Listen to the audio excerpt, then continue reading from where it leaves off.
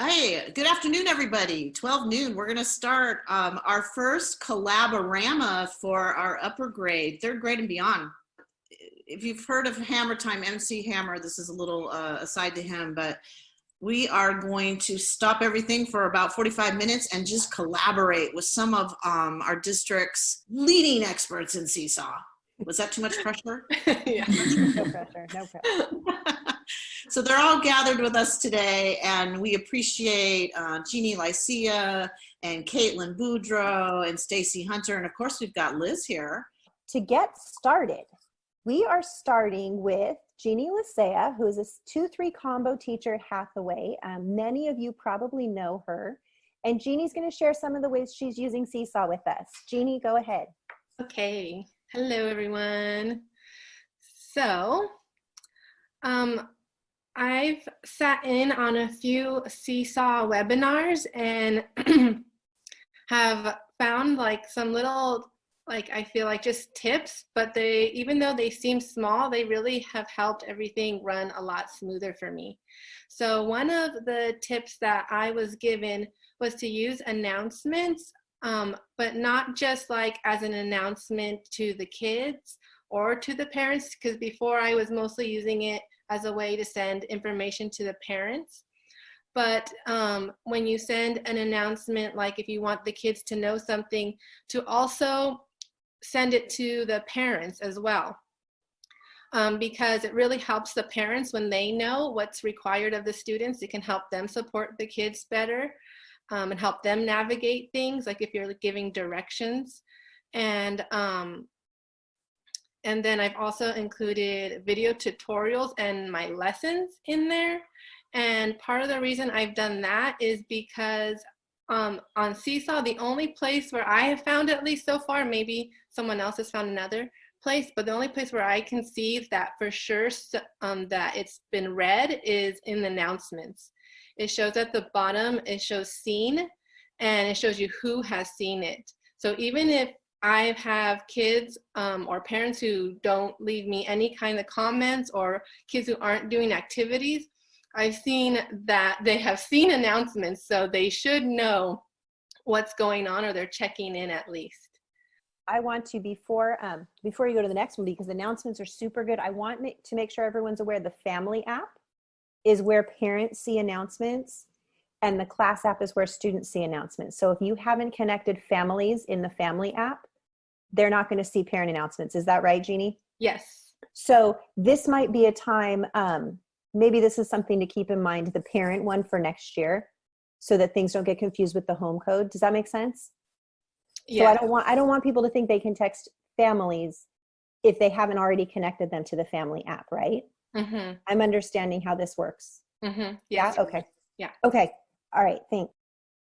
Yeah. So that's a good point that Liz is making too, because if you already have parents who are connected on the family app, parents cannot see if you post an activity. That's something only the kids can see.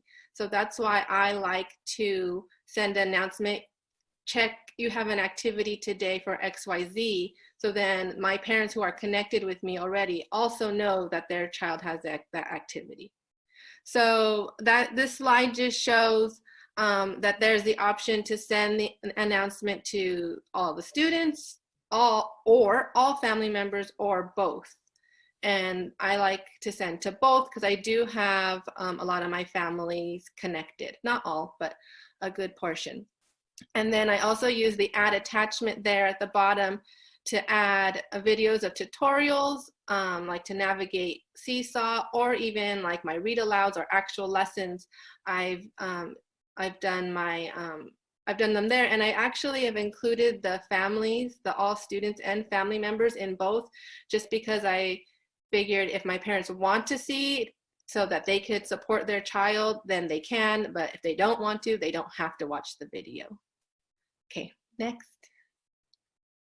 And this was just what I was talking about before. At the bottom of the announcement, it says seen, and it shows you the student names or parent names of who has seen that announcement. And for me, that's been the best way for me to kind of track who is getting onto Seesaw. because in the activities, I don't know if the kids are reading the activities until they actually do it. So this shows me here that they have at least seen the message and they've at least seen that they have an activity to do. So I like using it as an accountability. Another tip that I have is to use the community library. So when you go to add an activity, you can see there's your library of all the activities that maybe you have made, but over in the all the way to the left is community. We have our school and district one too, but the community has like all of them, all the lessons that people have shared or have been willing to share onto Seesaw. And so there you can search in the little search bar. I just typed in perimeter as an example, and I got all these examples of different activities, teaching perimeter or practicing perimeter. And this has really helped me lessen my stress when I'm thinking about how am I going to teach these topics to my students in this new way. And I can just go here and search first. Sometimes this gives me my own idea of an activity that I want to do. Or my next point is that you can edit any of these activities to suit your needs. So it can kind of give you a jump start, and half the work can be done for you, and you can just make some changes to suit your needs better. So when you see an activity that you like, you tap that little heart and that saves it into your library. And then down at the bottom of the activity where those 3 little dots are in the bottom right-hand corner, that's where you can click those and you can edit the activity. And that's where you can go in and you can change directions, you could take out directions, you can add them in, make them more clear. You can edit any way you like. And I just added, it said PS, oh sorry, go back. That this was an example, this is from my own activity, of a choice board, which is something I also just learned in Seesaw, and it's one of my new favorite types of activities to use, but it's really would take a long time to explain. So I just, on the next slide, left you a tutorial that if you're interested in choice boards and you want to watch it later, you can listen to my 15-minute tutorial. So then what I really enjoy about Seesaw is how you can really customize everything. And this is also something new that I just learned, that you can edit who gets your activity. I felt so silly that I hadn't noticed this before, but when you go to assign your activity, see, I have 2 classes because I split my combo into 2 different classes. So I could send just to my 2nd graders or just to my 3rd or both. But I can also even go further and just go to click where it says edit students, and I can click specific names of the kids who I want an activity to go to. So I was thinking, because I wanted to do book clubs, and I was wondering, how am I going to do this? Because I'm going to have different books, students reading different books. I don't want to send everyone the same activity and say, ignore this one. So now I can do a book club with like a group of 4 kids and just make an activity. And then when I go to send it, go edit students and just click those 4 students who I want the activity to go to. The other thing that I used this for actually was, another thing I thought was kind of lacking in Seesaw was me being able to message specific students. From the home, I haven't been able to figure out how to do that. So my little workaround was to do it this way. So I create like a fake activity where it's basically a message that I need to send to certain students. And then when I assign it, I go to edit students and I just send it to those students. So like this past week on Friday, I had a handful of students who I did not see on Seesaw at all. Or I saw them see the announcement but not do the activity. So I made a little group saying with a checklist of, the activities that they had left that they hadn't done. And that was their activity, was to go through the checklist and go back to the activities and do those. And I just went to edit. I didn't want everyone to know that there was students not doing it. I just wanted to be able to communicate with those students and also reach out to see if they needed extra help from me. This classroom, I'd never used the classroom blog until we went into our school closures. And so with the home codes, students can no longer see or comment on each other's work unless like you tag them in the post. So in the past, the kids really enjoyed commenting on each other's work, seeing each other's work, or even seeing like good examples. So Seesaw offers the ability to create a class blog. So when students click on the blog icon, which is a little globe, once you create it, it appears in the menu. They can all, they can all comment. And so really I feel like it helps to maintain the classroom community. So here you kind of see, you go to the little wrench, and that's what you use to create your blog. And then it shows the little globe, which is in the far right corner on our little menu bar. And that's where students then can go and click, and they can see anything that has been approved to the blog. And since I have my class in 2 groups, you can also connect multiple blogs. So my 2nd graders can go down below to where it says connected blogs, and they can click on it to see the 3rd grade friends' work, and vice versa. And it is an actual website, so that you could search online with that with the website, but you can also password protect it, because I didn't want just anyone to go on and see. So it's pretty easy. After you click on the wrench symbol, you hit the little switch to enable the blog. And I wanted students, I said, oh, you can do where it says students can post a blog or not. Even though it says I have enabled students to post to the blog, it's still, I'm still the one who has to finally approve it. So I can still say, no, we're not posting that. And then students can comment on each other's posts. You still have to approve that also.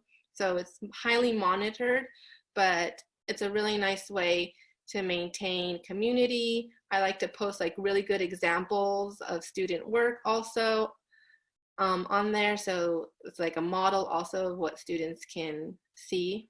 And I just posted like a little example of a conversation. To me, it was just so sweet, because it was so nice to see them talk to each other again. And then the things they said to each other was so complimentary. Like, this one, the little boy was asking me, do you think the animal in this picture is adorable? And I said, I do. The baby goat. He says, yes. And then someone else commented from the blog, and then they're responding, thank you. And most of their conversations have been that way. Of course, I have talked to them about leaving kind comments and things like that. But I think that it's been nice. I feel like that's something they've really missed. So then my last tip is using screencasting tutorials for tutorials or lessons. And so I gave 2 examples that you could click on later if you wanted to view my examples. But one of the things that I've done, even though we use Seesaw a lot in my class, I'm still learning new things. So like the choice boards, I just learned while we were on this, in this school closure time. And so I didn't have the chance to teach my students how to navigate through it. So I made this screen recording to show them how to do that. And I attached that in my announcement so they could watch that video. Same with the class blogs. I didn't use it during class time before. So I made a screencast tutorial to show them how to navigate through the blogs also. So I think that's helpful. And if you have families connected, I think that the parents probably appreciate that if they're not familiar with Seesaw. And then I've also used them to teach a lesson. And so that's a little example of a like quick mini lesson I did. And I included that in my announcement to go with an activity that the students would do in Seesaw. And so I use QuickTime Player for that. Okay, thank you, Jeannie. A couple questions. Yes. Do teachers have to create a password for the blog? You can. I think I would recommend it. So, and it prompts you through it all when you're creating it. Okay, and then for Spanish-speaking parent using the announcements, is there a button on the parent view to change the language? Yeah, it translates it to the parents for Spanish. And so the teacher view doesn't have that button, it's on the parent view? Yeah. Uh-huh. Okay. Thank you, Jeannie. You're welcome. If you have any more questions for Jeannie, you can post them in chat. On the translation, the way that it knows to translate for the parent is based on the parent's device setting. So if the parent's looking at it on their phone and their phone is set to Spanish, it's going to translate it to Spanish for them. So Caitlin Boudreau is our next Collab-o-rama hostess with the mostess. Caitlin's a third grade teacher from Haycox. And Caitlin, go ahead, share with us. Hi everyone, I'm so excited to be able to share some of the tools that I've been using and some of the activities that I've been using to really help me through this distance learning journey. So I want to just start by showing you all this handy dandy text shortcut document that has really helped me when I type student directions. So for every single activity that I do, I write explicit step-by-step instructions for my students to avoid any confusion. And I know that my kids can get really overwhelmed when they see lots of words on a page. So these text shortcuts have really helped them have those visuals to connect to the directions. This has really helped make my instructions accessible for my English learners and my non-readers. And another quick tip that I wanted to share about student instructions is that you can actually record yourself reading the instructions, which gives the students that extra support. So if we want to go to the next slide, there's an example. So as you can see here, the text shortcut is just one word with colons on each side. So for example, this text shortcut for add goes into the add response icon, same thing with the mic in the video. So as soon as you save your instructions, then the icons will show up.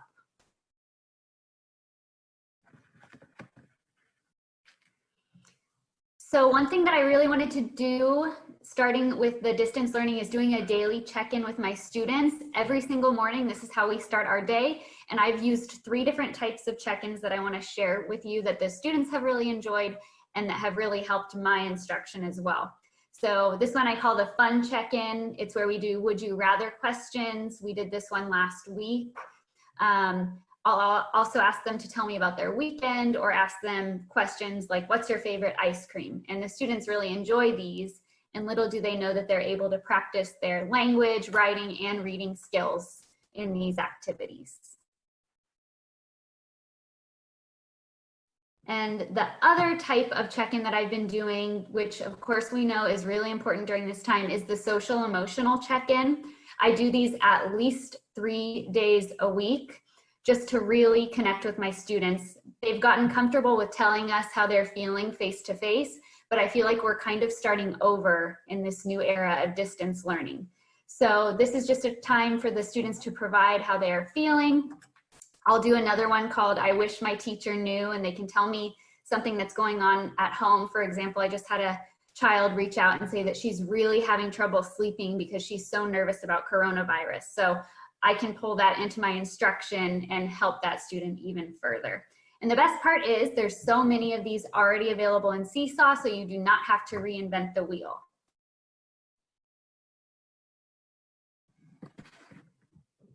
And my other type of check-in, this is an example of what I did last Friday, was just to kind of see how the students are doing with distance learning. It really is a good guide to see what is challenging for students, what they're feeling successful with, if they're having fun, and what's really important to me is how long it is taking them to do the work. And from these responses, I was able to modify this week's instruction, and I also saw a lot of patterns with what students were having difficulty with. So I decided I'm going to do a distance learning check-in every Friday. And I discovered this morning that Seesaw already has some available for us in their community library. So make sure to check that out. Okay, so next I wanted to talk about read alouds and responses. One of the things that I miss the most about my class right now is that precious time of me reading to them after lunch, after recess every day. So I really wanted to find a way to pull that into the distance learning environment for my kiddos. And they love listening to us read. So seeing our faces in a video would really help them get through the day, I think. So first I record myself reading a book with Screencastify. I've tried many different formats, but that has been the quickest and easiest one. If you have not seen Liz's Screencastify training, I highly recommend it. It is in the distance learning portal. So after you record yourself reading, you will click this button that says copy shareable link after it has downloaded to your drive. And then you will head over to Seesaw and create a new activity. Stacy's going to go further into detail about creating activities. So I'm just going to do a little brief overview. So you'll name your activity, do those instructions with your handy dandy text shortcut guide, and then you will tap Add Multimedia Instructions. And if you're doing a Screencastify shareable link, you will click Link. And from there, you can design an activity that is a response to the read aloud. So you do that by clicking Add Student Response here at the bottom. I think it's kind of covered up by the Zoom, but right below that student template, you can add a template for student responses. I like to do the drawing method because it allows you to copy and paste photos in, lots of color, and the students really seem to enjoy it. So here are some examples of the reading response activities we've done. Right now we're reading the chapter book, The One and Only Ivan.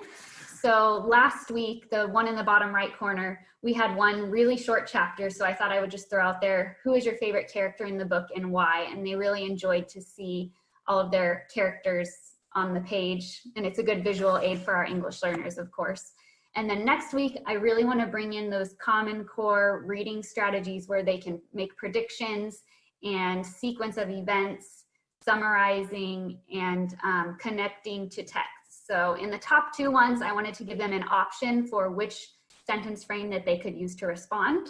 So I created all of these, but the great news is, once again, that community library has so many reading response templates for your kids for nonfiction and fiction texts. So make sure you check those out too. And my last little strategy that I wanted to share is how I teach Envision Math through Seesaw. So we had a really good routine going right before all of this happened, and we were on a roll with our Envision Math.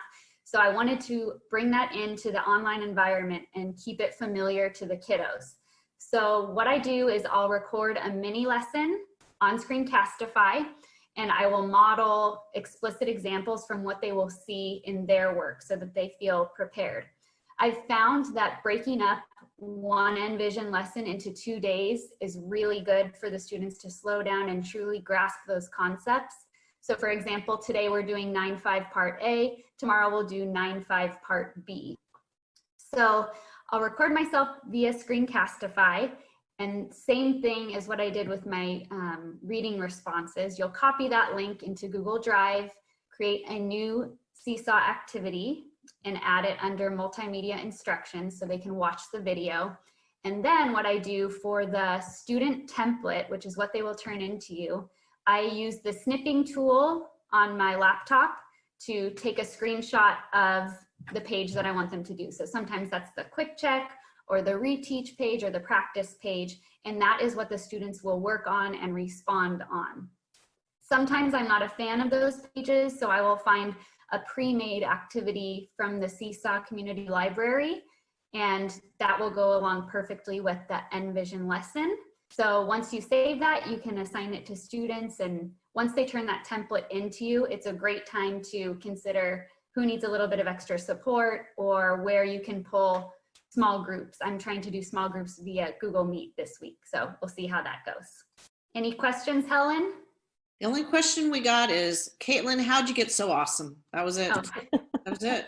Thank you. All right. Thank you. If anyone needs further help, you can email me. All right. So we're going to wrap it up with Stacy Hunter, who's a 4th grade teacher from Wainini Elementary. And Stacy has some more ideas for us. All right. So you can stay on this slide for a second, Liz. Okay. Hi, everybody. I was promoted, if you saw my Twitter post a couple weeks ago. Seesaw decided to promote me to a Seesaw certified educator. That's pretty exciting. So I put the icon on there this morning just to remind myself to talk about that, because that's a great idea for you as a teacher. They have what's called an ambassador program, and you go through a training. The first training, I think I've been doing this for 3 years. So the first training I did was, I want to say, between an hour and 3 hours. It's a series of videos, and you take a quiz, and when you pass, you get the title. So what that means is you join the trained community that's using the Seesaw program. And they give you free upgrades to the app. So I have to be careful when I do trainings because I might have some things that other people don't have access to because I get like the upgraded version for free.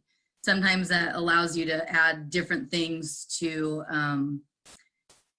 what you're posting, you know, gives you more options other than the regular 6 that you've seen all over the place in this training and just on your own. But the other thing that being an ambassador does, and correct me if I'm wrong because I don't really know, but when you make your own activity as an ambassador, you can actually volunteer to post it to that community board. So that's where those activities are actually coming from, are the Seesaw ambassador trained teachers. So I have a whole library of things that I've created. So maybe someday you'll stumble across one of mine and use it for your class. But I think you have to be an ambassador to be able to share your activities with the world.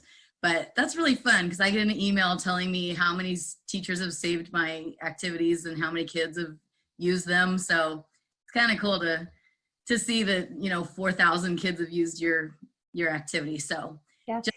Just something, because I was thinking like, oh, you know, I could use this time to do my Google certified educator courses because I started it and didn't finish. So here's another one you might want to try. The other reason to bring that up, Stacy, is if you're a newer teacher with Seesaw and create your own activities, don't worry that that's going to get thrown into the community library. Yeah, or it won't. No, you can have some just for yourself, because I went through a copyright training with Liz a couple years ago at VCOE, and I was kind of going, oh my gosh, there's so many things that we would never think to be careful about, and we have to. So, you know, if you do take somebody else's work, you know, even if you take a picture from a workbook and you put it out there, you're kind of saying it's yours and you have permission to use it. So you kind of have to watch out what you've paid for and that kind of thing. Just like with TPTs, you know, we're not supposed to copy those and share them with all of our friends because you only bought one license for yourself. So just something to think about. So I have some things that I've created, but I don't share them to the community because I don't actually own them. I didn't draw the picture myself or make up the worksheet myself. So something that I have been doing through this distance learning is using the student activities kind of like worksheets, right? And there's some things I've posted on there just to keep them busy through spring break. You know, things we're not necessarily grading, but they're either review or they might be something new, but simple enough for the kids to figure it out. But if they do something wrong, you know, and you wanna put a little note on their work, I've figured out a way to do that. So you could add something, you could fix something, you could make a suggestion. But I did find, and I don't know if it's new because of the distance learning or not, but there is a send back button now. I see it more on when I use my iPad than on the computer, but on some of the posts that the kids put on there, there is a send back feature. So sometimes I'll put something, I'll mark it up, and then I'll send it back because I want them to redo it and submit it again. So we can move on. I'll show you some examples. So what you do, this was just a sorting activity for past tense, present tense, and future tense verbs. And we had just gone over that a little bit in class. So, you know, the real quick to catch on kids knew what they were doing and had it right. And this little guy, he had a couple in the wrong place. So the first step is you click the little dots at the bottom, which Jeannie pointed out a few times in her lessons. And then you tap the edit item from the menu that pops up. And then you can use all the same little tools that the kids can use when they edit their own activities, and you can write your own things. So I wanted to show him that he got all the future tense ones correct. So I put a little star there. You know, I just felt like I had my Post-its and my pins and all that right there with me, and I could show him what he needed to fix and what he was on the right track with. And then I sent it back. So, so I kind of color coded things, you know, so that he could see which ones went with one suggestion over another. But once you do that, you push the green check mark, and you can do that either before or after you approve it. So if you didn't know you could do that before and you've already approved all these and they might have had mistakes, now you can go back and you can do that. You can still add things or change things or make suggestions. So that's why number 5 says approve it if you haven't already. And then I wanted to go into how you actually create your own activity from scratch, because I know there's various ability levels and newness to Seesaw. And, you know, we see these great trainings and Caitlin's great ideas and Jeannie's great ideas, and they're saying, yeah, you just make an activity and then you send it to your kids. And some people are going, wow, I want to do that, but I don't know how. So I'm going to show you how to create your own activity from scratch. So you open the activity library and you go to My Library. All right. So in the My Library tab, you can create your own activity or create new activity. So it's the blank one with the plus sign. The plus is a very common icon throughout all the apps, so everybody knows that one. So you click on that, and then you get this blank field.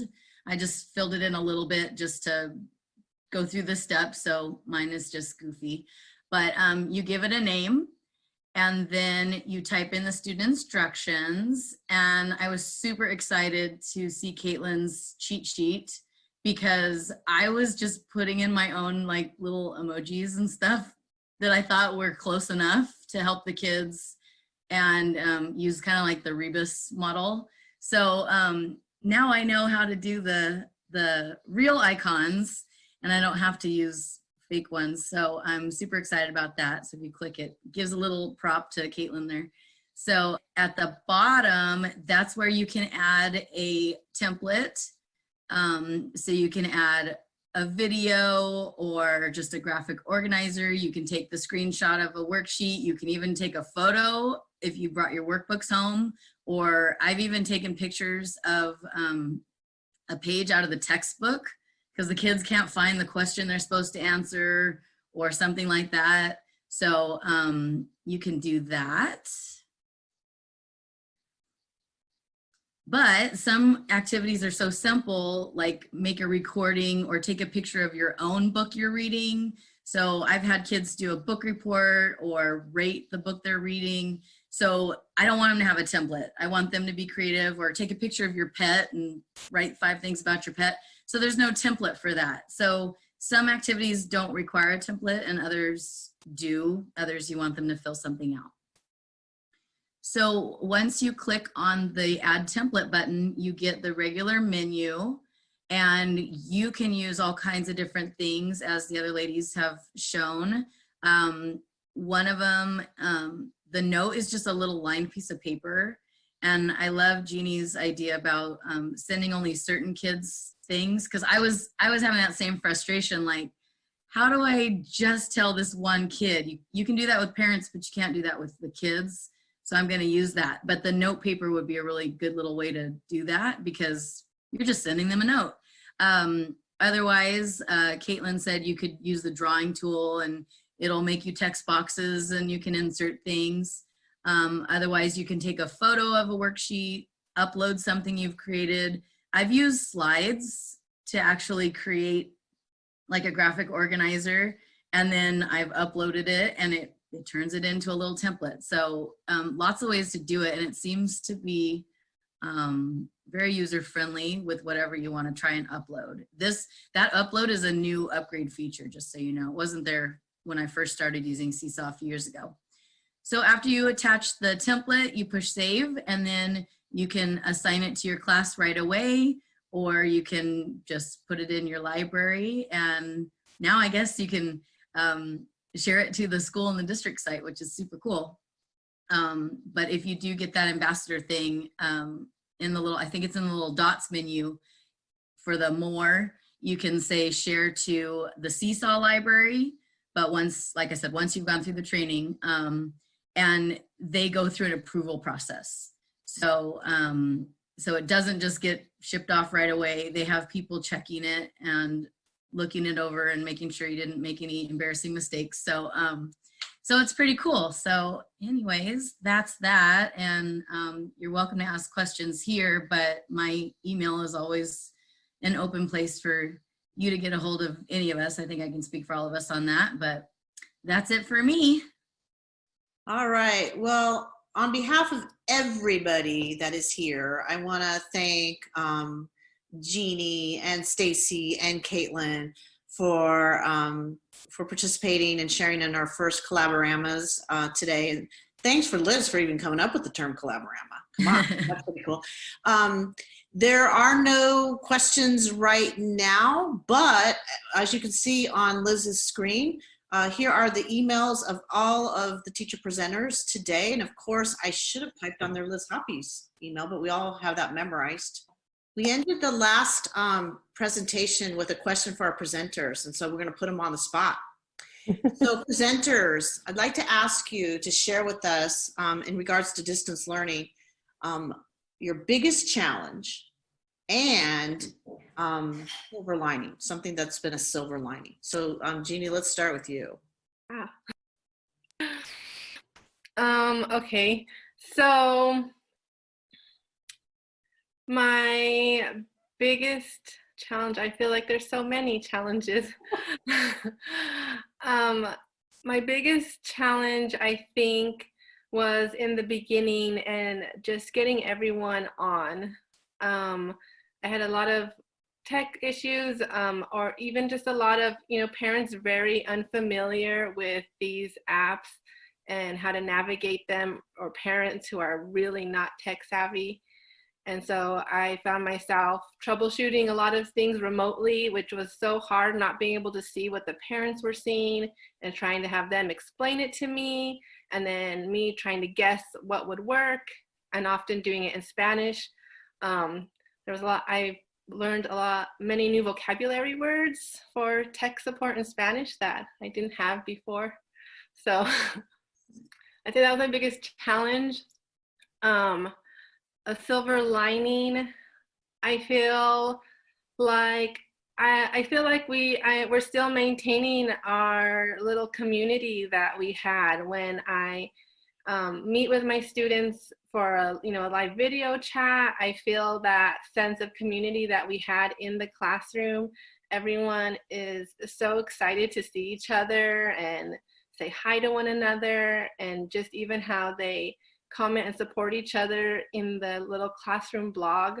And so that makes me feel really happy, because I think that's one of the things that they're missing the most, is just being the social aspect of school and being with friends. So I feel happy to hopefully be continuing that feeling for them. All right, thank you, Jeannie. All right, let's put Caitlin Boudreaux on the spot. Helen, can we do Stacy first? Because I know Stacy has a meeting with her students at 1. Oh, all right. So that gives Caitlin time to think about it.